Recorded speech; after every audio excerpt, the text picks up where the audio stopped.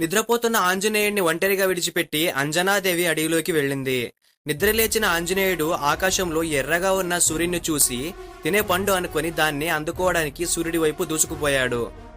ఆ రోజు సూర్యగ్రహణం కావడంతో సూర్యుడిని మింగడానికి వెళ్తున్న రాహువు సూర్యుడి వైపు వస్తున్న హనుమంతుడిని చూసి ఆ విషయాన్ని ఇంద్రుడికి చెప్పాడు. ఇంద్రుడు హనుమంతుడి వైపు వజ్రాయుధాన్ని విసరడంతో అది హనుమంతుడి దవడకు తగిలి హనుమంతుడు మూర్ఛపోయాడు.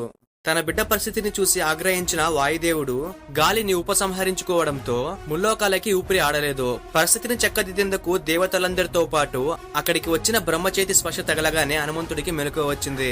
వజ్రాయుధం వల్ల హనువు గాయపడింది కాబట్టి ఆంజనేయుడు హనుమంతుడు అయ్యాడు. సూర్యుడు తన శక్తులతో 100వ వంతు హనుమంతుడికి వరంగా ఇస్తే బ్రహ్మ చిరాయునిచ్చి బ్రహ్మాస్త్రం కూడా హనుమంతుడిని ఏమీ చేయలేదని హామీ ఇచ్చాడు. కానీ బ్రహ్మాస్త్రాన్ని గౌరవించి హనుమంతుడు ఇంద్రజిత్ కి లొంగిపోయాడు. హనుమంతుడి భక్తులు ఇక్కడ కమెంట్ చేసి జై శ్రీరామ్ అని గట్టిగా చెప్పండి.